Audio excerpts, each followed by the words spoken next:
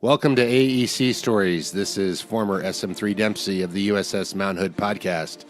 And today I've got a very special guest. Many of you have worked under him if you're listening to it from the Mount Hood. Bosun Johnson, an amazing man, a leader, a grinder, a tough guy to work for, but he wanted to get a good job done, and he has a great story, so just drop on in and listen to what he's got to say. Enjoy this episode. And also, like us on Facebook on AEC Stories on the Facebook page. And please follow us on AEC Stories at podbean.com. And give us a review on iTunes if you have a chance. It really helps us get more people listening and finding out about this great show. And thank you for your support. So enjoy. Here, what year did you join the Navy? 1970. I got my draft notice, and I'd put a couple of friends in the ground already, so I wasn't going to go humping through the jungle and digging foxholes and getting shot at and eating MREs. So, and my parents couldn't afford to send me to college, so I wasn't educationally, I wasn't with all that. So I just went down to see the Air Force guy and decided that wasn't my cup of tea. I always wanted to go to sea like my grandfather, so I joined the Navy. It was a good choice. I mean, considering I went to the Air Force first as well.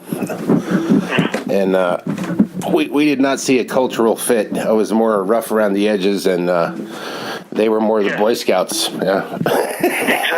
Exactly. You know, it reminded me of like an 8th grade class, blonde hair, blue eyes. If you don't fit, you know, I just didn't like it. Yeah. So you joined 8-hour shifts. And where did they send you off to for boot camp? Up to Great Lakes. Oh yeah. I can still see that barracks back in the corner, listening to the train go by. So you was it in the wintertime or summer? No, I went in the summertime. So it was probably pretty humid, I'm guessing. I've never been there in the summer. Yeah, it was quite. Yeah, it was humid. So did you have a rate picked out, or did you just go right in? No, you know, I joined to work outside and do whatever I had to do to ride the ship and be a seaman. Actually, I wanted to join the Merchant Marine, but I didn't know how. And then, you know, I'm the only person in my family that joined the Navy. Everybody else joined the Marine Corps. And so I took a lot of flack for that. And I got up to Great Lakes, and they offered a tryout for UDT. And I've always liked water, too. You know, I like swimming and stuff. So I passed that, and at the time, they had started a UDT SEAL team boot camp. Yeah. Starting you off in Great Lakes, which for me, I think it's too early and it's premature. I don't know that was a great idea. And then they follow you on to Little Creek or San Diego. I went to Little Creek. At the time, SEAL team was everyone that joins now goes to SEAL team. Yeah. At the time, it was like a draft policy. If you were good enough and they liked you well enough and you fit, they would offer you a position. At least that's the way I saw it, and that's the way I believed it happened. I might be wrong. Was it that typical test where they have you do this 500-meter swim and the push-ups and the pull-ups and the running and all that? Yep, the whole deal. Well, I don't know that it was 500 meters. It might have been 300. But I mean, I'm not sure about that. I mean, you had to do pull-ups. Everything was time limits and parameters, and when I was young, I only weighed like 165, 170, and I was in pretty good shape. Yeah, you got to run fast when you run from the cops. That's about the right size. If you're too big, I was overweight when I tried it out. I killed the swim, but they kind of drowned me out on the push-ups, you know, because like they only counted every 8th one, and I'm like, what the hell? I know. I remember that. That's one part of my life that's very vivid in my memory. I remember the guy laying down on grinder with his fist out. And you had to be at a perfect angle, and your chest had to hit his fist, and you had to come up completely straight. And, or they wouldn't count it. Everything was like that. The same thing with the pull-ups. What a pain in the ass. It was straight arm, dead hang pull-ups, and no swinging yourself up, no kicking your legs out. Yeah. You had to pull yourself up. Yeah, the whole thing was you got a lot of pride in that, I think out of about 115 people, I got down into the high 20s before I got the boot. Yeah, it was a pretty tough thing. I know that just going through that test, I could tell, like, all these guys that they had 3 different times for the swim. And if you didn't meet the Navy SEAL swim time, then you had the option for EOD, which was a minute longer. And then it was almost like 2 minutes longer to be a diver. And most of the guys fell into the diver or less category with the swim. And then the push-ups came, and, I had not pre-trained. My boot camp, I don't know if your recruiter told you need to be ready for this. You probably just showed up in good shape. No, my recruiter had nothing to do with it. They recruited you after you were already in boot camp. See, now they have an advantage to give you a leg up. They have pre-SEAL training and all this, and you get your road work and your cardio and your training, so you show up ready to pass the test. But back then it was a mystery, and it's like, let's see if you can do whatever we ask on this day, right? Yeah. So you ran through that course. You were with them for like several months or something, right? Yeah, I was with them for October through February. But, when I got there, it was, and looking back on it, there might have been a pre-training. That's why my class didn't start until January, and I was there in October. Oh, I see. One of the instructors, a chief, his name was Rhodes, Dusty Rhodes. He was an electrician chief. I remember him because I had to wake him up one night, and I walked into the bunk room, and the next thing I know, this guy's standing in his bed, threatening to kill me. I'm Jesus Christ! This guy doesn't need no alarm clock. That was back during Vietnam. Those guys walked on glass.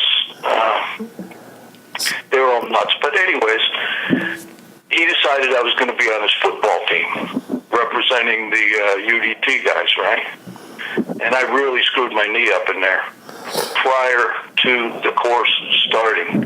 And back then, and pretty much my whole time in the military, is you didn't go to sick bay. No. And sick bay at the teams was in-house. Oh, wow. So as soon as you showed up at the door, the phone, it was through a bunch of phone calls first. Did you know this guy's in here and what he's doing here? And that, you just didn't go. You didn't go. You were intimidated, especially as a boot camp that didn't know any better didn't know shit from Shinola. You just did what you were told. And you didn't walk anywhere. You always ran. So my knee was twisted bad. It put me in the hospital eventually. And they cut out my meniscus. Wow.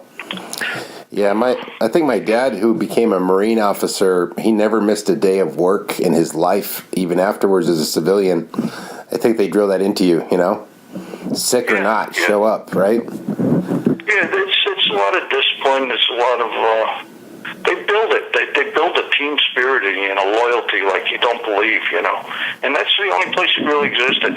And from the minute I said, I can't do this anymore, I can't walk, you got to tell me you quit. Okay, I quit. And from that minute, the minute the word came out of my mouth, I had deep mental misgivings about who the hell I was, because I wanted that so bad, and I walked away from it. And I was one of my motivations was I was hard on people that quit. Yeah. I could see that. I could see that carrying on to being the standard how you entered the military. So did they send you off to a ship or an A school after that? You went right out to you don't get a lot of attention at the they didn't have career counselors then, but you didn't get a lot of attention at the bureau after you dropped out of school. Oh, wow. So you were like, okay, I'm at your mercy. Send me somewhere, right? Yeah. They sent me to a subtender in New London. So we wound up going to La Maddalena, you know. That was my first overseas. No, that wasn't my first overseas. We went to Gitmo before we went to La Mad, and my first foreign port was Jamaica, Kingston, Jamaica. Oh, wow. So you really get to see the world just starting off. Yeah, it would have been better on a can. Yeah. And I wanted a can more than I wanted a tender, you know. Yeah. But then I thought I would go into diving, you know, after my knee recovered and recuperated. But I'd been out of that physical conditioning for so long. I had big doubts about going through all that crap again, too. Yeah, there's something to be said. I mean, you start spending time at sea, you're running up and down those ladders, you're walking on the non-skid, and you don't really have anywhere to put any good road work in as far as running. And some of that deteriorates. I mean, I remember working out with EOD and thinking that I'm in great shape, and I come back, we stopped in Sasebo after Desert Storm, and I went for a run, and I was nowhere near my past abilities. My cardio was dead for distance because just beating yourself up on ladders. I mean, maybe running up ladders to be a firefighter, that would have been fine, but you know, carrying 50-pound buckets of paint up to the top of the signal bridge from the bottom of the ship, yeah, that gets you in decent shape for one kind of drill, but you got to be well-rounded, right? You know? Yeah. So, I wish, you know, when I got out of the Navy, it was pretty sour terms when I got out. The whole command was flailing with incidents that happened overseas and such. So I told the old man was going to give me a retirement thing, and I told him, no way, I'm out of here. I took my terminal leave and went straight to work for ARCO up in Alaska. So I never went to the VA. And they kept writing me letters about coming down to get evaluated. And I said, yeah, well, maybe when I'm home, I'll come down. And I never went. And as it turns out, my first 4 years, the knee operation, the whole ball, there's no record of my medical history for my first 4 years. So now that I'm hobbling around and I walk unevenly, and I have been for several years, I've got no recourse with the VA. They don't have a record of me. Through any of that. There's no record of it.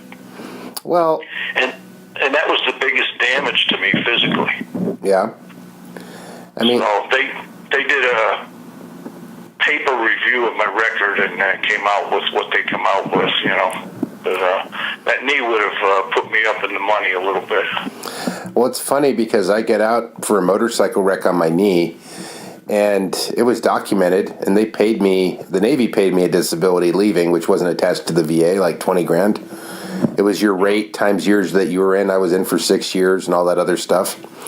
And then I get out and I didn't go to the VA because my understanding was they're not going to pay me anymore. And I thought I get paid by the Navy. I didn't know they were two different entities.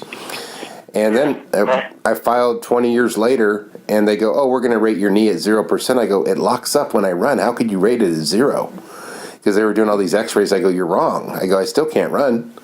I go, what's your problem? You know, and so it doesn't matter. They gave me other numbers, so that's kind of how that evened out. But a lot of guys get their records burned in a fire, I think, that happened at a place where they were all stored. They had a big fire at the record station. I've been through trying to recover my records maybe 6 or 9 times, and I finally saw it. I think I saw it on the internet. I didn't copy it or write it down anywhere, but naval records weren't in that fire. Oh, really? Those were mostly Army records, and they were from a certain period of time. I think later, you know, in Vietnam.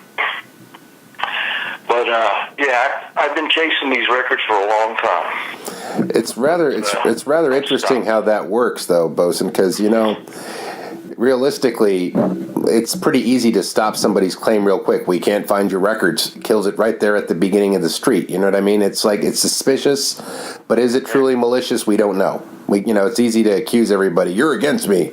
And when it's happening to you as the individual, of course, you feel like it's a conspiracy. Anybody does, you know? Yeah, don't let me fool you here. I don't get as concerned about it as I might be talking right now.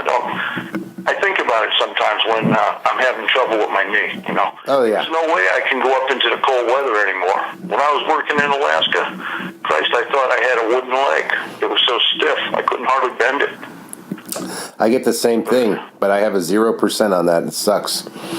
I don't know. There's got to be a way. Buddy letters, finding the corpsman that worked on you.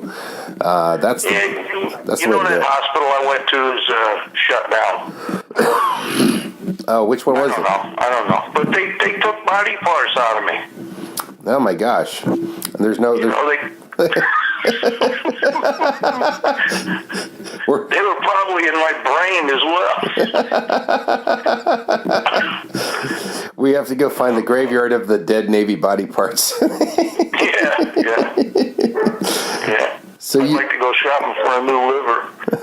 Oh yeah. Joke I got with the doctor. You dumbass, that ain't your stomach, that's your liver. Oh, give me a break.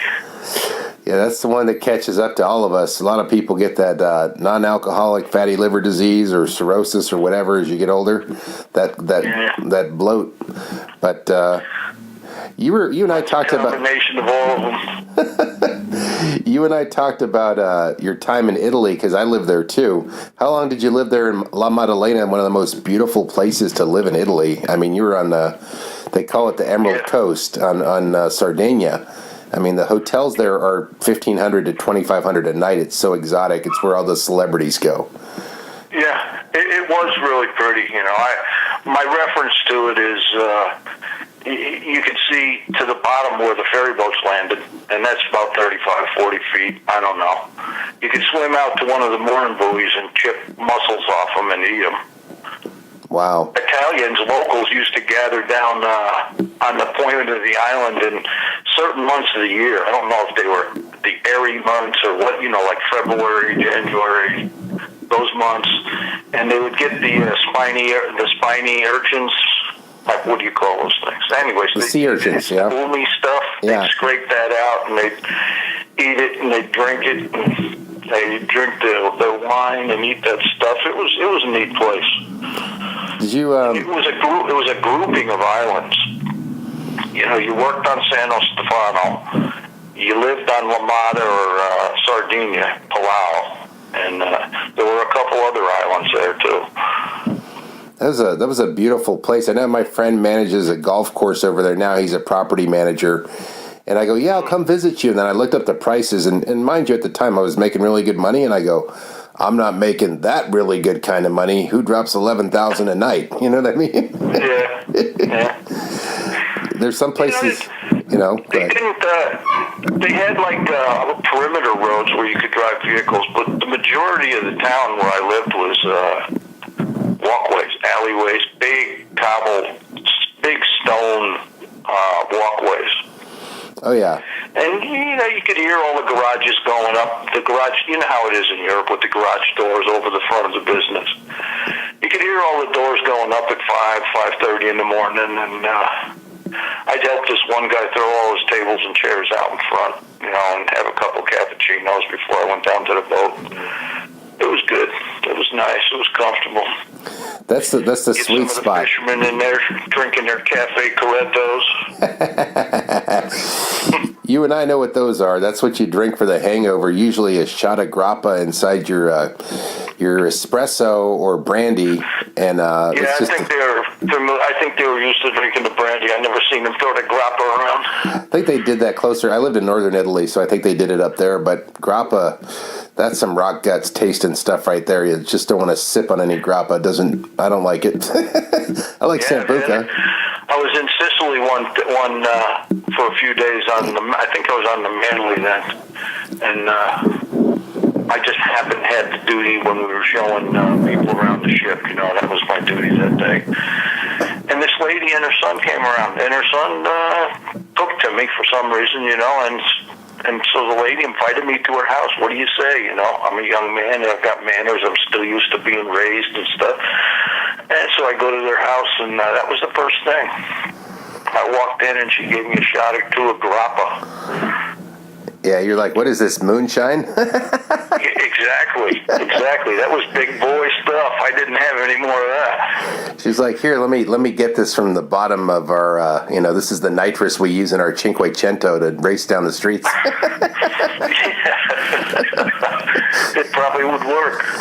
That's funny. I mean, when you live there, I also talked to John Joyner, the former ops boss on the Mount Hood. I think he may have been on when you were on or getting on right after you get off. I'm not sure exactly the transition, but he was he was in Italy in Pisa training the Italian Navy, teaching at their school. So he came on the ship, and we were up there having a smoke on the signal bridge, and something gave it away. He said something about Italy. I'm like, parli italiano. He's like, oh my gosh, because he went to language school. And I speak fluent Italian, and all of a sudden we were like homies right after that. But I think at first the joke is like you didn't usually speak a foreign language unless you get sent to Monterey, that language institute, right? And right. So he's like, why would this E3 signalman be sent to that language school to speak Italian? They get a lot of enlisted people. I mean, my son-in-law retired from the Marines, and he does some cyber shit for the Army now. Yeah, that's pretty cool. He was an Arabic interpreter in the Marine Corps. He was in Intel in the Marines, and they'd do little listening posts. They'd have a squad that would go out and set things up. And that would have been, I think, my second choice. I mean, one of my other choices, like what would I have done different? I could see myself as covert because I could blend so well around the world. I traveled. I had the second languages, But I don't know. I didn't push for that. I came in and I wanted to work in TV because I worked at a TV station in high school. And then I get in, I go, I want to be a SEAL like you did. But they were, they're pruning. They were trying to get me out early. And then when I was in shape enough, I was already going through A school. And I was going to have to complete my enlistment before I could change again. And I think by the time that came around, I was in a motorcycle wreck. And I was already falling out of love with the idea anyways. But I think intelligence would have been cool. I knew some guys in the Army that did that. I used to hang out with them in Italy. It's just like, it's more adventurous, the James Bond life, but not always. Sometimes you're just... Right. Sometimes I didn't want to be a SEAL. I wanted to be a frogman. Yeah, just dive and dive. Yeah. I don't know why I thought I wanted to be one, but when I look back, I'm kind of glad I didn't because, I've had friends that became cops, and that was a consideration getting out of the Navy, and they end up more beat up than a lot of professional football players because the abuse they take in that job, Yeah, that's understandable. That's understandable. Who knows what goes on in their heads after all that, especially these days. You got guys that have been doing decades of work in that field, Don't tell me it doesn't leave a few scars between the years. It leaves a mark, but then you also give up, you build a tight team of 5 or 10 guys, and, you have deep acquaintances with other guys, but you don't really have a whole ship. Like you had all of deck department. You built a big family. You had a tribe, Yeah. They have a small little... I don't know what was clicking back then either, because it's a singular... The experience I had on the Mount Hood was with my first tour on the Mount Hood. And I remember those guys real well, actually. I probably remember them better. I can't remember everything. My head got screwed up there, but I remember that group more strongly than any other group I sailed with. Yeah. Anywhere. I've been on like a dozen unrep ships. I've never experienced what I experienced with those guys, and I still remember a lot of them. I'm glad to see most of them have done well, That was Zemer, and that was Jones, and Sipp, and Harris. There was Teresi. There was a lot of guys. And they put up with a tremendous amount of shit, most of it coming from me. Yeah, it's interesting. I see you kind of as like a secondary father figure in their life because you were probably, they had their dad, and they grew up, and then they met their first fearless leader, which was you, and then everything else was for them to grow from there and become management and become their own version of whatever. So all the feedback I get, you're a huge role model to these guys, and there was a line of leadership there. It just wasn't me. Yeah. You had the first classes. You had the chiefs. How about the Foksel Nazi? Who is that? Master Chief Heights. Oh, Chief Heights. Yeah. He was a character. Well, it's funny. I think you have several people managing you, but there's one person you gravitate towards or you cue in on, and you want to model yourself after them. And it's interesting how that happens, because I experienced some of that, not from the Mount Hood, but from business.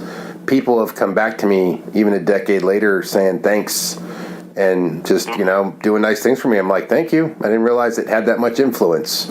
And that's probably how you feel, right? I mean, you're like, I don't know, I was just happy that everything went so well. That's it exactly.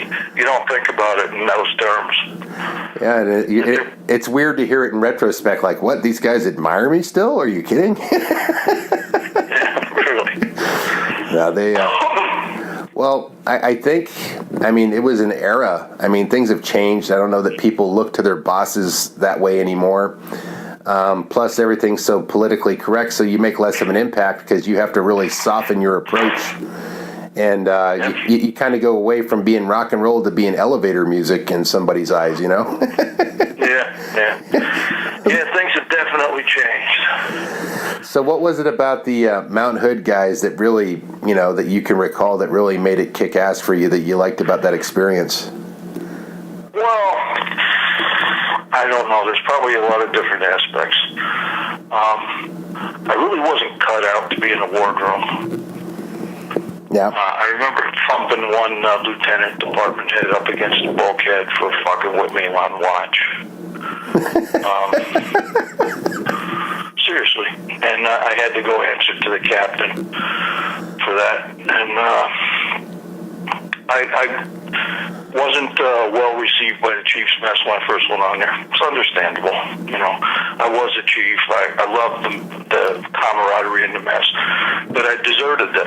Like, that's the way they looked at it, I guess. I don't know. Stuck in the middle in limbo between officer life and chief life, having been a former chief. Yeah, you're like, well, whose team are you on? Well, you're more on that team. Well, there's only like very limited warrant officers. There's not like a big crew of you guys cruising around the ship, right? Yeah, and eventually I got to be back more of a chief, like the chief's mess on my later ships. But I don't know. I've always had a gravitation to the bosun mates. And especially if they were good, especially if they had a lot of heart and integrity and they wanted to work hard and they were mission-oriented.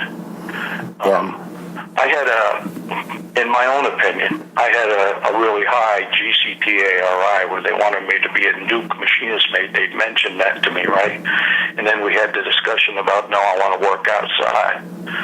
And so I saw, and then when I got bumped to that subtender in deck, and then I started hearing about it. Oh, you're a deck ape, couldn't pass A school, you couldn't be a ship serviceman if you wanted to be. And it just went on and on and on, right? And I saw much smarter and stronger people, not everyone, on the deck plates. They understood. I could tell them what to do, and they would go get it done. And they had a lot of common sense, and I learned to value that higher than I valued someone who learned a skill from a book sitting in a chair, Well, that's interesting, because, having talked to Zemer, I could tell he could have gone any kind of rate like that, probably a nuke like you, and like you could have gone. You could tell he's that caliber. A lot of guys that wind up on deck got bumped for a disciplinary out of school. Right. And they grow up eventually, and we become better people. But I had a lot of respect for bosun mates. I still do to this day, Well, there's some guys that went in. Like Raymond Lopez was under you. BM3. And he's like, I went in to be a bosun's mate. He goes, all my fathers, grandfathers, or whatever relatives were bosun's mates. He goes, I didn't question what A school. I wanted to be a bosun's mate. I wanted to do that sailor work. You know what I mean? And I wanted to be the closest thing I could be to being a merchant marine. Right. And to me, that was the guy who did the work on deck, And I didn't know a lot about it when I first started talking that crap. But I knew that there were guys handling lines and things like that, right? I didn't know about all the double braid splicing and wire rope splicing and figuring out whip angles and all that other crap until much later. But I knew I wanted to work outside, on deck, drop the anchor, drive the boats, things like that. Well, it's interesting. There's so many things that a bosun mate can do, and you don't see it from my little world of ops. I was just like, I want to get out of here with something I can use for a job. Well, I picked the wrong rate for that. What the hell were you going to do as a signalman? Well, there's a lot of understanding that goes into it. It's like a combination of physical agility, ability, and being able to think at the same time. Yeah. When you got a 3,000-pound load on the hook and the angle of the whips, starts getting closer to 110, 120 degrees, you really got to start thinking about what the hell you're doing, because you've increased the load on the wire to greater than the load that's on the hook. And then if you get straight out, you have an accident, and everybody hears about it. Oh, he's just a dummy anyways, he works on deck. But most of the guys doing those winch operations understood that. Yeah. And the way you teach, you can't teach it in mathematical terms. You have to teach it in common sense terms. Just keep a V, maintain a V. Otherwise, you're going to break it. And they understand that. They don't understand when the electric brake gives, and it was around 7,200 on most of those winches. And if you exceed that in weight, hey, it just paid out, and I don't understand why I can't heave around. I just talked to a guy that was on the Mauna Kea. I was going to put out his podcast, but there's a little bit of a lag in our conversation. It's a really good one. But he was talking about doing an unrep where their ship and another ship collided because they were hitting these waves that threw the ships off course, and they pulled apart and slammed together. And that line, so that you hear the line swinging through the air. Luckily, nobody got decapitated or anything, but imagine how crazy that must be. I'm sure you've seen things like that. Yeah, I was on the Mauna Kea. Oh, were you? Well, the ship handling isn't as easy as you might think. You get the Venturi effect on your approaches. You got water swirl, and you got to cut the wake at the stern of the ship, and you've really got to watch your suction. The closer you get, the more you're getting sucked. And you can't use a lot of rudder. You've really got to be careful driving those ships. So now I remember back in the 70s, ships coming in at a 90-degree angle in their approach and throwing the rudder real hard and using the back and bell for a second and high-speed approaches. Wow. Flying up alongside and throwing on the brakes. These were all cans, This is back when people were driving their ships to the pier without the assistance of tugs. And driving them like Corvettes. I remember being in the Caribbean one time in St. Croix, and we got underway and you don't hear about this anymore, just so the captain could train his officers on making approaches to the pier, and it was a simple straight-in shot, right? It wasn't difficult at all. It wasn't piloting. It was, just driving a single screw or a twin screw up alongside the pier. But it's a lot of weight, and you can't make a lot of mistakes, or you've got me hanging over the side painting it, which is what we did at night after the evolution. Went down and fixed the squiggs, but he wasn't concerned about that. He was more concerned about teaching his JO something. And you just don't see about that or hear about that anymore.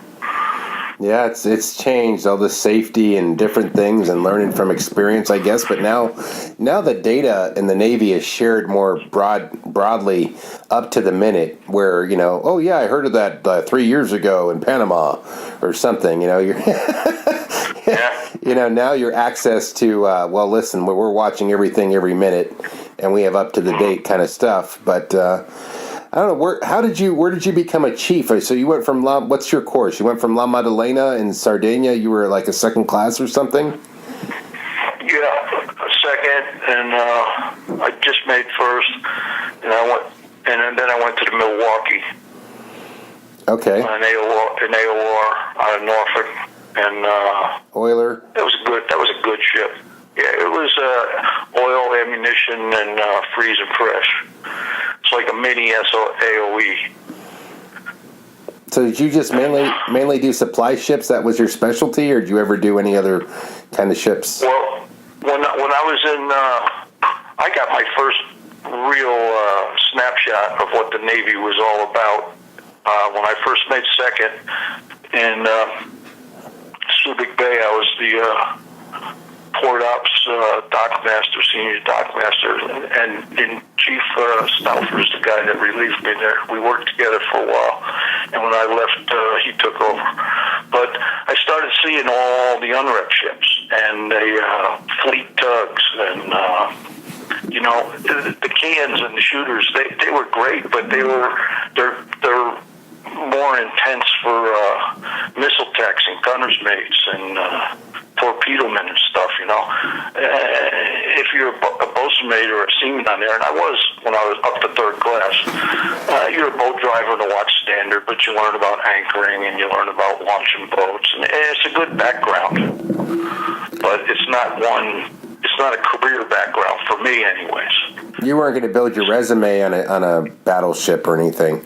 You're going to just be a watch standard on a frigate or something, and not doing too much. I mean, even I think it was Zemer who brought it up or something. It's like, yeah, we hardly did anything on the carrier compared to like the Mount Hood. He goes, the Mount Hood is where you really get to use your rate, Yeah. And that was. I remember being in. I think we were in Greece, and I was standing in the rain, polishing turnbuckles because CNO Holloway was coming aboard, and the rain would ruin the shine as soon as it was shined, and then you would shine it again, and we did that all fucking morning. To make it look like the Navy was always perfect, Chief of Naval Operations is coming on board. Yeah, but a lot of that stuff got ingrained in me, Quality preservation. You can laugh at that, but it's a real thing. I used to take the walkway on the side of the tin can, one of the cans I was on a couple of them, down to bare metal, wash it in thinner, put down the primers, stand guard so no dickheads walk down the deck after I was painting it, and perfectly laying out non-skid, and work right through the weekend to accomplish the job. No one had to push me, and you learned a lot about that. And when I got to the Mount Hood, I was new as a bosun. That thing was going to be a yacht before I left. Really? And I faced a lot of hardships with it, including the command master chief at one point. People whining up to him about it's so hot here in Muscat, But we made that ship look perfect. So, in fact, the captain I disliked the most, simply because he didn't have a lot of tolerance for me. I mean, all I did was give him unrep record after unrep record, and the guy I replaced didn't do much for anybody. Yeah. But he got along good with the captain, and I smoked Camels, and the captain thought I had a whorehouse mentality. He told me that one time on the bridge in front of the troops, and I said, yeah, but at least I'm supporting ship store sales here tonight. She opened 3 cartons of Camels. He had no business saying that on the bridge. Where's his leadership, Oh, my goodness. And, but when he left, and I think I have my dates right here. I might be mistaken. I'm not sure if he left in... who left in the dry dock in Subic? Was it Coward? I think it was Coward that left in Subic. Yeah. Okay, I got my dates mixed up. He left at the pier in Concord. Yeah. But the ship was always looking good. It was spotless. Spent a lot of money on paint. Well, I'm just kind of illustrating your time in the Navy, your time on the Mount Hood. I mean, It's interesting that era, when I do all these podcasts, why is the group that was on there from like 86, 7 to like 87 to like 91, 92 is like the strongest group. I mean, part of it is because we went to Desert Storm, but you have a strong bond with the guys, and you get off just before Desert Storm and went somewhere else. But the guys that stayed on were still attached to you. They were your trainees or your underlings, and they still held your praise. They had a high standard. And the Mount Hood, I'm going to say we because I didn't participate in the unloading. I was the signalman. But I mean, they just blew everybody away. Their standards and their speed and their, professionalism, I mean, got them to Battle E again, I guess. And we reached a rate of transfer that I didn't believe was possible. And I was so impressed by it, I went up to the forward station just to check. I said, what rate, And I think they said, and we'd always send double loads. I mean, we pre-staged that equipment so that everything went double or more until we got to the very end, and then you might have a couple of oddballs. And that's part of it, it's in the planning of it. And we transferred 41 double lifts in an hour. I said, holy fuck that, man. And they were just flying. The captain kept hollering at me because the chain slings were slapping the side of the ship, right? It's because they were bringing the transfer head down as it came back. And if you read the books, you raise the head all the way to the top, and then you transfer your load, and then you bring it back and you bring your head down. Well, you're wasting a lot of time. You're not wasting a lot of time, but you're wasting seconds that become minutes that turn into hours, and that's the truth of it all.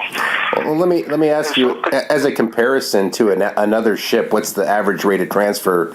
So any listeners? I think the fleet average at the time was 27 per hour. Oh my God! So you're like Formula One. You're like just showing them this is what you never thought was possible. We're doing stuff I didn't think we could do. Wow! And it wasn't just us.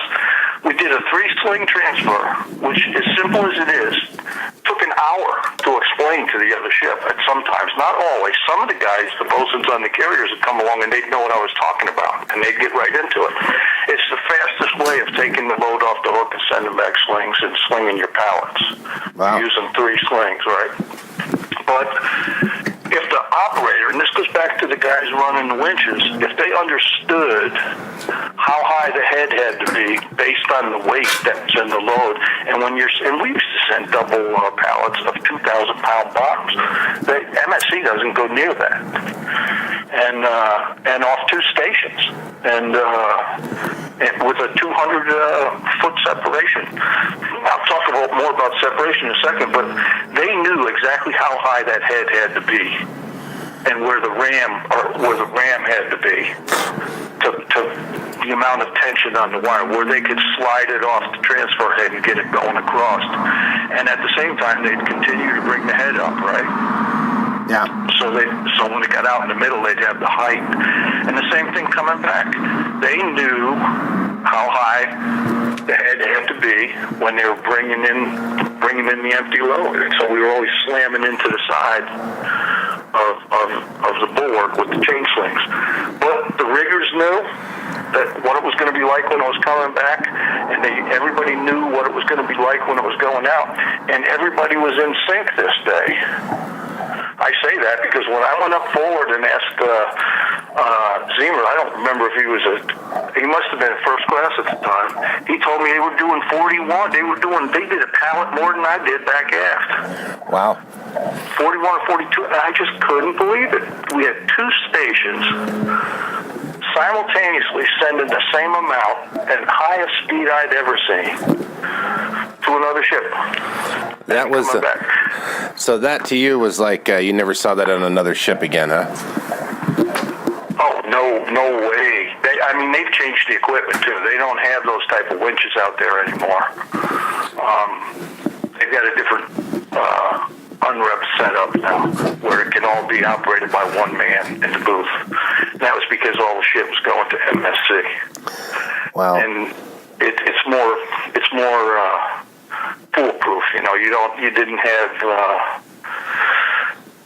You didn't have the in-motion casualties going on where a wind should drop off the line, or you'd lose tension on it. Not drop off the line, but you'd lose tension, and you'd have to switch out real quick and bring it up in speed and throw it back into tension. You didn't have to do that. You don't do that with these new winches. They're a lot more foolproof, and they're not designed to transfer that fast. You're not going to get them old fucks. They might know what they're doing, but there's no speed over there. There's no motivation to go any faster than dead slow. Yet they're getting paid, and if it lasts longer, they get paid overtime. Wow. So, there's no motivation. Motivating these guys. Christ almighty, I don't know where half of them come from.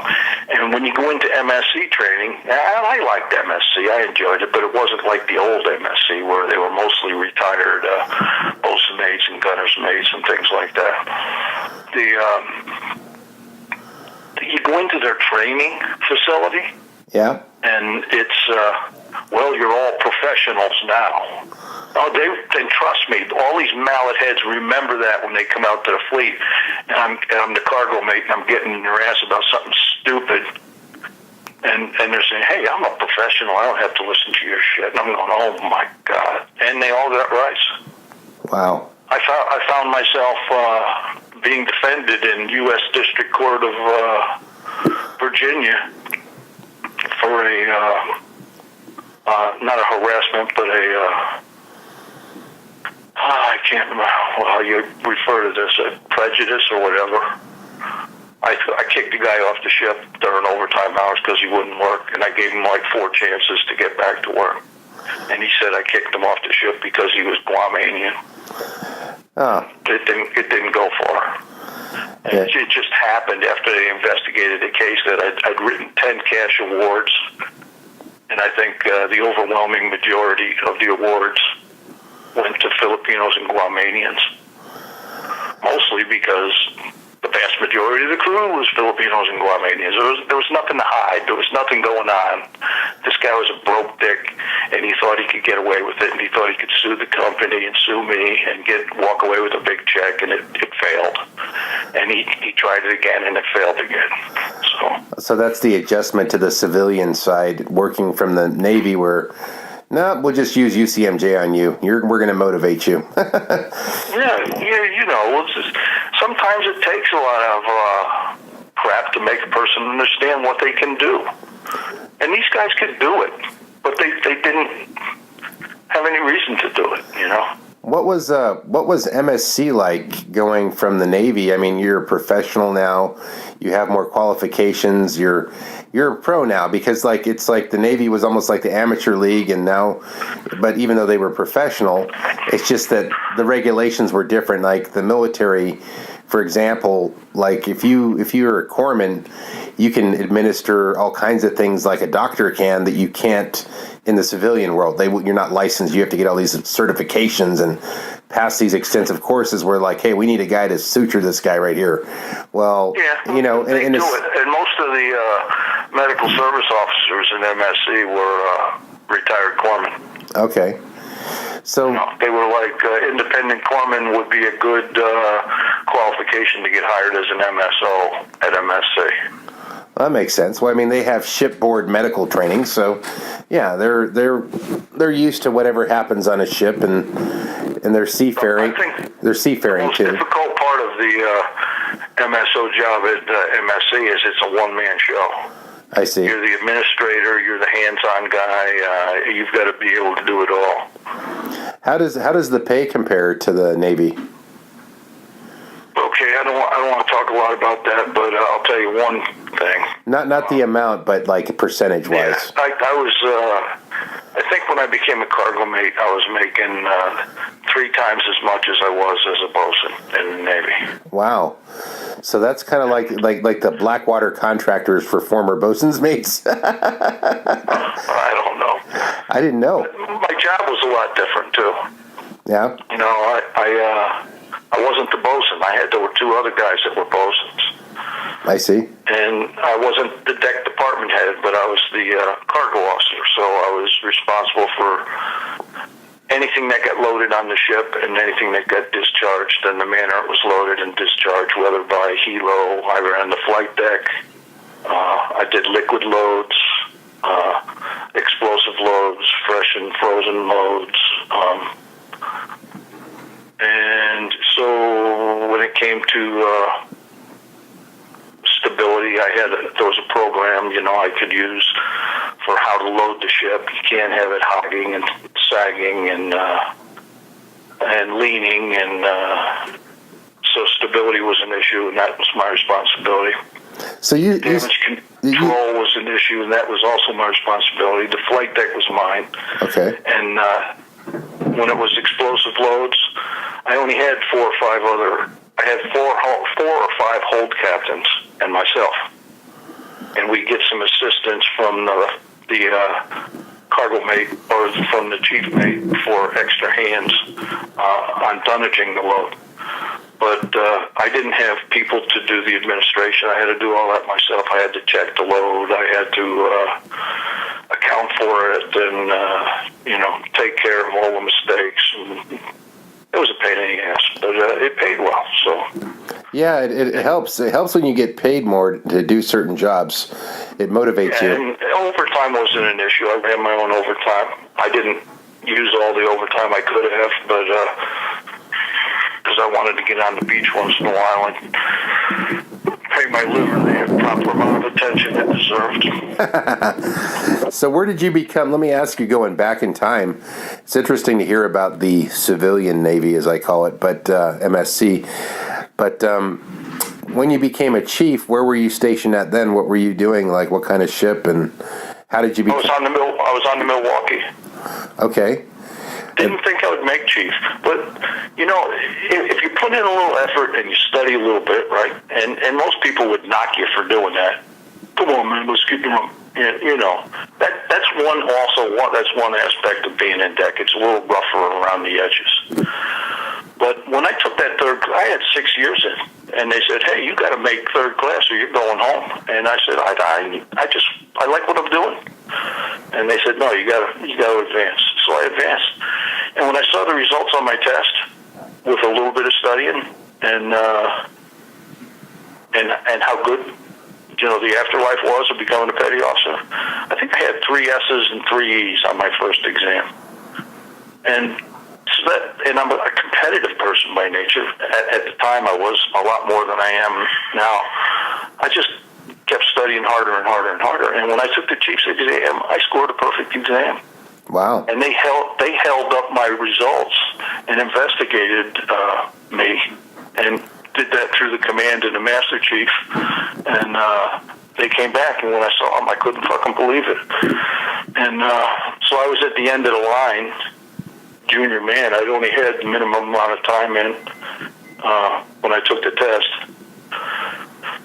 And then figuring out further, after I made chief, I was in Yokosuka running tugs again. I was trying to work my way into the harbor pilot program. But I was also thinking about advancement. I just didn't want to stop at chief.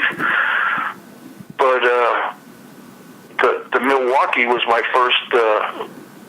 second experience working with LDOs and warrant officers, and these guys had a good racket too.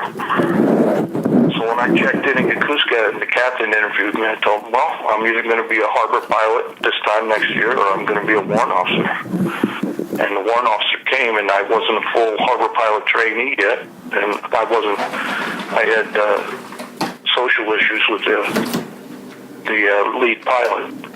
He was a quartermaster. And they may have been dreamed up by me or whatever, but we were partying pretty hard there in Yokosuka, and removed from the Chiefs Club a couple times. That kind of partying, and so I had a family, and the pay was guaranteed if I took the warrant officer position, so I took it. Well, that was a jump. But that studying, if you're into it and you're studying it and you're running it, that put me right over the top real quick, So, I used to know the braking loads and the formulas for the braking loads of everything that would break. Wow. All the equations for anything you wanted to do. You know, any lift you wanted to make, anything you wanted to transfer, all the rigs. I had all that crap memorized at one point. So, I mean, going to warrant officer, that was like limbo, like you said earlier, because you're in between the chiefs you used to be part of, and you're not quite with the officers. You're coming from the gladiator realm of the ship, right? Yeah. You know, when I was in Subic, I don't mean keep changing and switching on you and butting it's okay. in, but when I was in Subic, I had two good running mates. They both passed. One became a civilian. One was a naval harbor pilot in Yokosuka, and he became a civilian harbor pilot in Honolulu, or in Pearl. And unfortunately, he had a massive heart attack on the bridge of an outbound vessel and just crumbled on deck and died. And the other guy passed out in Belize on Liberty Call. This guy was a hard charger. He worked for the Corps of Engineers when he got out. He became a licensed merchant marine, got out of MSC. But we used to have these intense debates and shots at each other about the book. And it would get down to what page an illustration was on. Wow. And the wording underneath the illustration, you know, we constantly were back and forth at each other, all three of us, as we'd sit there and consume more booze than three people needed to. But it was fun, and that helped me a lot. You know, it helped me memory-wise. What do you think about? I mean, now that you've been around the world, I mean, your job, you could have just been a guy that sold insurance, that stayed in, you know, Minneapolis or Ohio or something. I couldn't have done that. You could have been a trucker. You could have been right now. You know, you could be one of those many things. What do you think you would have been as a civilian? A merchant marine. Yeah, that you were going to the sea. Yeah. Nothing's stopping you. Well, my gramps came over from Sweden, and he was in the merchant marine in Sweden. And I grew up drawing pictures of ships on my chest and showing the girls in high school. I was a different kind of nerd, I think. And I was landlocked. I was in upstate New York, and I'd constantly be at the lakes.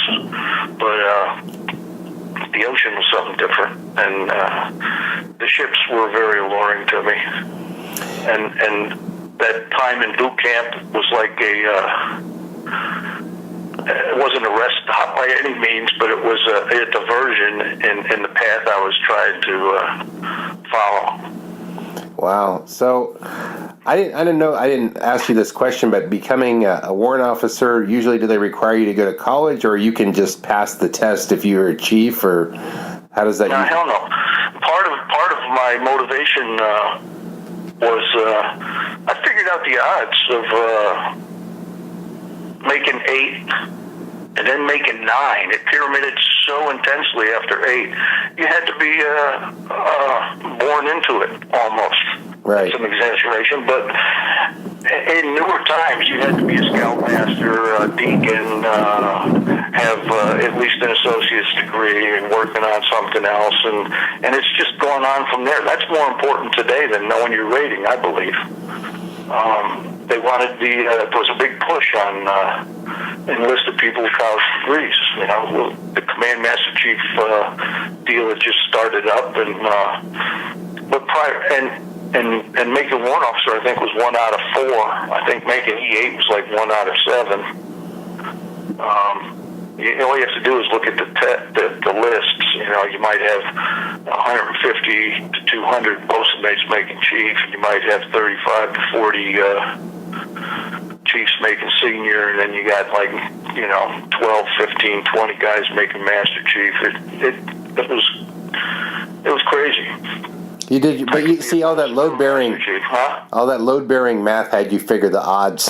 You're like, well, let me analyze this test and use my analytics. Okay, yep, we're going for warrant officer. Yeah, and the money was there.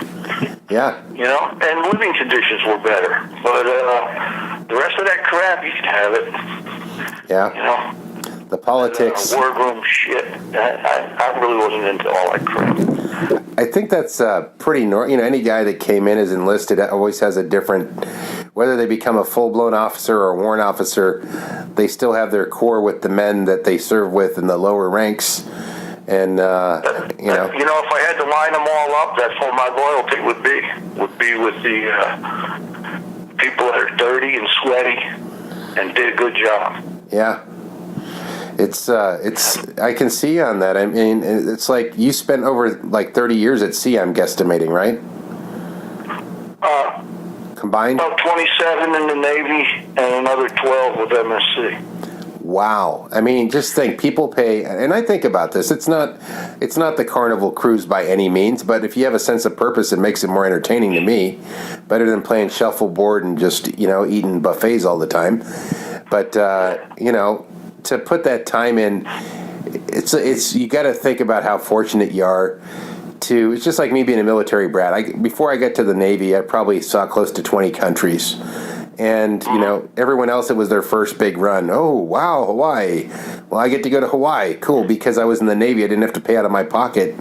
Had I been a civilian, I might have had to get a good job, work for 10 years till I was making a decent wage to fly out there, right? And then, you know, in the Navy, you go there, you go to Guam, you go to Japan, you go to Hong Kong, you go to, you know, Malaysia, everywhere, you know, and you get to see the world. So, yeah, I thank the Navy for that. I mean, shoot, cruising by the Aleutian Islands in Sub-Zero suits and things I never thought I would do looking back. When you tell your civilian friends or people that never served, they don't really realize how crazy what you just did was. I mean, every day you were doing something that nobody else ever did or may ever do in the history of mankind. And that's kind of what I look at. I mean, you're the only guy that was running those ships and doing those things at those times, so it's all very unique. But there's a lot of people that were doing a lot of the same thing that, you know, it's hard to relate to them. I relate more to people like you that have seen a few things. Yeah. But, you know, I had a pretty sour impression of civilians. They weren't motivated to advance. They'd get in a position and they'd be satisfied. You know, and happy if they had a retirement coming from their job, and they would stay in the same position, cruised at the same speed. That's why it was so easy in MSC. If I took the test, I got a promotion. Yeah, at will. Made no sense to me, and I never ever in my life intended on retiring landlocked like I am now. My biggest regret in life is moving away from the ocean. So we gotta contact Zemer and get you a job working with him in Naples. If I was a lot younger, that would be a great deal. You know, it's mainly administrative shit, is what he's telling me. You know, he's not painting any boats or anchoring anything or whatever. But he's in Europe and he's in a familiar place, and you know, I romanticize about it. You get this escapism. I think when you get out of the military, if you've been traveling your whole life, you just want to get up and leave every so many months, weeks, or years. And you know, I have moved a lot since I get out. I've moved 47 times in my life, and I'm 49. So imagine that. I still have that in some respects. I mean, on Thursday, I'm going to the PI for 4 months. And my house is only about 8 clicks from the ocean. Nice. And, I've got a niece that lives on the beach. They're about 95, 98% complete with their home. Maybe just the paintings left, but they've got like a half an inch or 3/4 inch thick, big, huge plate window in front of the house facing the ocean. Beautiful. Yeah, and they tell me you can see through it perfectly, but I'll see. I'll see here in a few days. You know, I haven't been able to commit to being landlocked yet. I mean, I do have the. I see the appeal. It sucks. You don't enjoy it so much, huh? No, I don't enjoy it at all, especially here in the desert. You know, I mean, the weather's okay, and the people are okay to an extent. But I go down to the Legion. It's all Air Force guys. Yeah, like a closer friend that was a submariner, and he passed. You know, and an OSC, he passed, and that's the game you're playing at the Legion. You know. Well, everybody's passing on your ass, and the rest of them are Air Force, So I have nothing against our Air Force, but I've just got my preferences. Well, yeah, I'd rather be going to the Legion in South San Diego, That's gotten expensive down there. I'm still here in the Bay Area. It's a struggle to hold on to this place. It tries to kick you out every year. It'll jack the price on you. It's like a big mob boss comes by. We want the VIG. Give us the interest. Well, that's what drove me out. I was making so much money. I was turning it all over to California. I said, I'll just go live in Nevada until I retire. And then I got disabled for 5 years and never thought I'd be able to work again. So I paid my house off and dropped the anchor, You know who's really got the life is Mark Hillebrandt. He lives in Santa Cruz, and he goes surfing, he goes fishing, he's got a fishing boat, and he stayed committed to the sea. And Santa Cruz is still relatively affordable compared to most of the Bay Area because there's nowhere to build a Googleplex or whatever out there, That's the attraction, and I'd like to live there. I actually would like to live in Half Moon Bay, but you won't believe the rent. You're talking like close to $3,000 for a 1-bedroom. And who the fuck? What is that all about? What it is all the jobs are here because it's not like before when we were here. We were the main job industry. The military. We had a base in Treasure Island, over Naval Air Station, Oakland Supply, over in Vallejo and Mare Island. We had the Presidio, the Army base, and Moffett Field and so forth. Travis and Moffett, yeah. So we were deep out here and Concord, most importantly Concord. And I think when we were the main job, that's why a lot of women want to marry a sailor because they had a steady career path. And San Francisco wasn't known for its lumber or anything like that, or its coal mines, or its oil wells. So when the oil became out of Silicon Valley and all these companies started spawning off, the whole world has moved here. The population is probably 10 times up since we lived here in the Navy days. And, we're seeing LA traffic out here, 25 mile is a 2.5 hour commute sometimes, Yeah. And so that's the cram and ram of all these people trying to stuff themselves into these jobs. But the downside is that you can make $150,000 on paper working at Google or Facebook or one of these places, right? But to rent near where you work, to avoid that commute, you're going to spend $3,500 on up for rent on one bedroom on the peninsula. Right. So that's that one downside. And then the other side is the taxes. So you're going to get hit at the highest tax rate. So you make $150,000, they're taking $50,000 off the top, and then then you're W-2, so you have no tax deductions. And just by the time you're done, $150,000 gets you a 1-bedroom apartment and a Honda Accord. Not even the V6 model with leather. Just the basic cloth, right?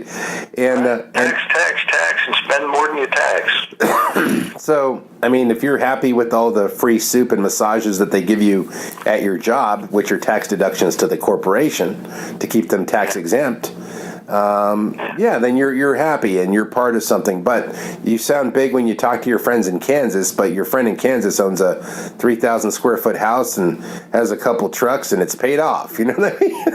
Exactly. And he probably doesn't have urine stench on every street corner in town. Well, yeah, that's and a homeless population that's an illegal immigration. There's too many problems that go on with all that social shit. Yeah, it's I'm seeing. Unfortunately. You know what? I'm seeing a lot of more of the homeless because I had to go to the city in San Francisco. We had homeless people out here because it was a really homeless friendly city because all the different programs they offer them, they give them free money. They give them free money. They give them food, whatever. So, so basically, now when I was riding on the BART, I would look under every bridge or every freeway on-ramp, and they built campgrounds everywhere. Oh yeah, well, it's reality. It's what they have to do to their survival depends on their camping skills and their scrounging skills. It's really a sad thing. It's a big problem in Hawaii. Yeah. You get off Honolulu, the waterfront beach there, and it's tent city. Yeah, and that's it's a big problem. That's the divide between the haves and the have-nots, and that's part of the way that people don't realize they could just like pick on homeless people or not. There's probably a lot of good veterans that are out there that don't know that they have stuff available to help them. And, and if you're listening to this and you're a veteran who's homeless, you better go check in with the VA because they get programs for you. But the other part is that all of this, it's the haves and the have-nots. We see the economy going up, but it's only going up for the upper tier people. It's very hard to even land a job these days. Listen, that's been going on for a long time. Right. The only people that made out during the last 8-year administration were the people at the very top. Yeah. What was that all about? I have no idea. It wasn't about the disadvantaged, I'll tell you that. That's for sure. I mean, I live off my VA benefits, and I saw that they almost wiped them out, or part of them. And I'm hearing the president say, I'm with you guys. And I hear, we're going to try to get rid of the program that helps you, but we'll help the other guys. I'm like, that's not everybody. You know what I mean? It's like, and I always... I deregistered my political affiliations, and for a long time there, I was more apt to join an armed militia than a regulation political party. I've had it with those clowns that can't do a damn thing, and they get paid so much, and they're only there half the time, and they don't accomplish dick for anyone. They go in, they're not multimillionaires when they go in. Yeah.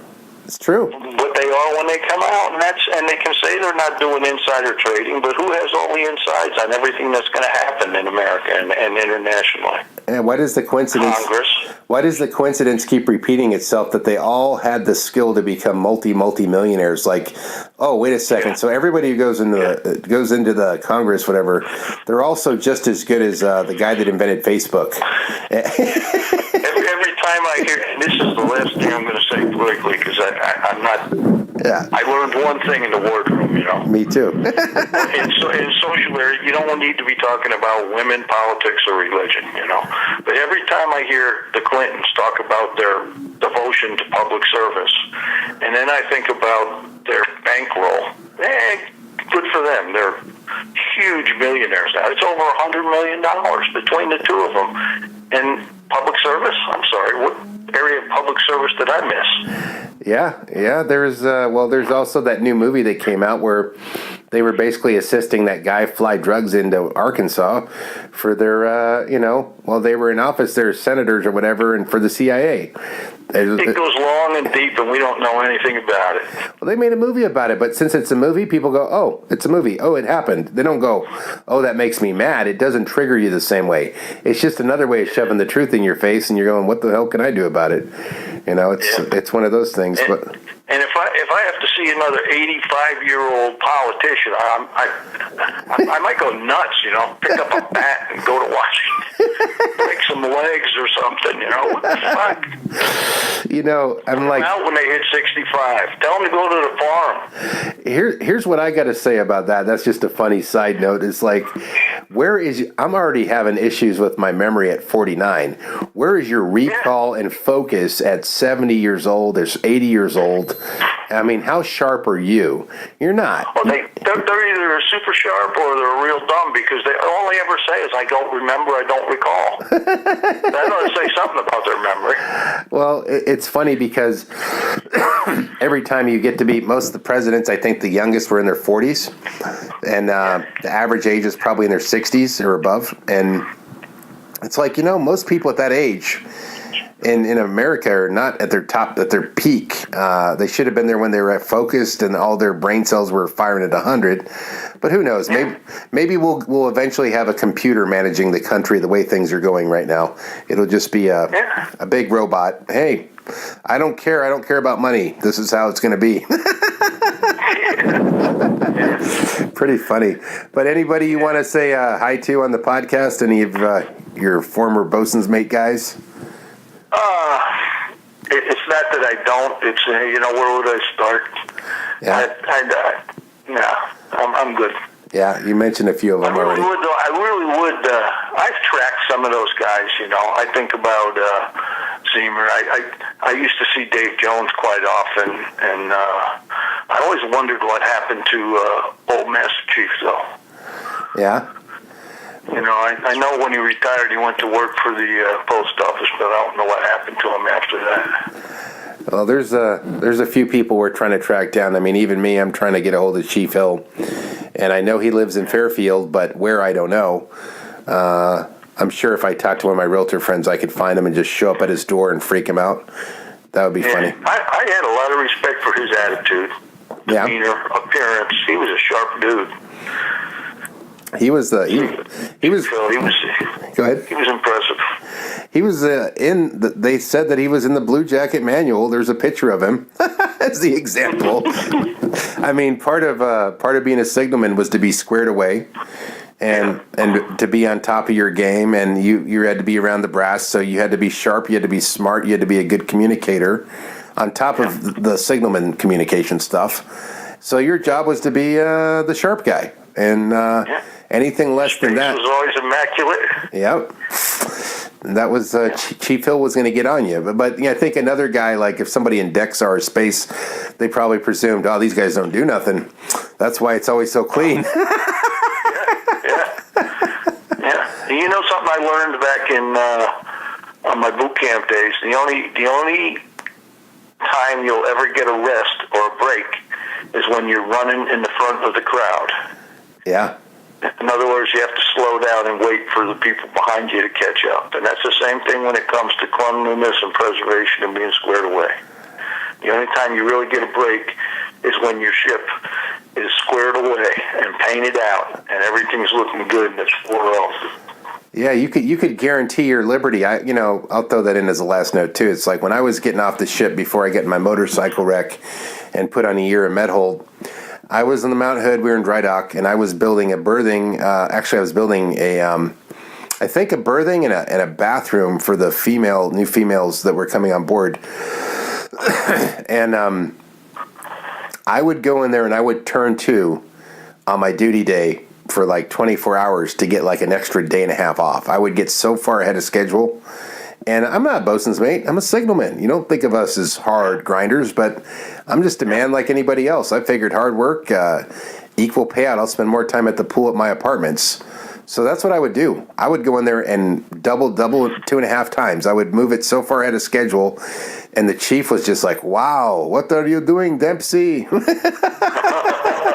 I'm like, I'm trying to get more time at the pool. I mean, I'm stuck here all day. I'm going to go lay in my rack so you can, we'll say we're not far enough ahead and we'll put in 8 hours tomorrow and stay 3 or 4 hours extra and I'm going to get home late anyways. I want that day all to me. So, yeah. I agree with your philosophy. And I saw it work. I saw it work in Subic. We had that ship painted out in Hong Kong. Yeah. And then we unloaded, went in the dock, and did the topside spaces. And what else were we going to do? Adios. See you later. Have a good time. Oh my gosh! Well, you have a great time in PI, and thank you so much for being on the podcast. It's been a pleasure, and a lot of guys have been wanting to hear from you. And we'll probably have another reunion, whatever. Now with the digital world, we're all staying in touch a lot better. And this is great. And I needed a good podcast guest, and I'm glad that you were able to do this with me. So thank you so much. It's been a pleasure. And I'll send you a copy when I'm done. But I'd like to tie up with you hoodlums in the Bay Area once in a while, but I'll fall asleep driving, and I don't want to fly up there. Well, maybe we'll come visit you and do a Vegas weekend, drag you out. I tried doing that with Hildebrand here, and I think I told them I'd be in the house, but after Turkey Day came and passed, I hadn't heard from them, so I went out to the Legion, and I got home later that evening, and I'd missed his phone call. Oh, yeah. So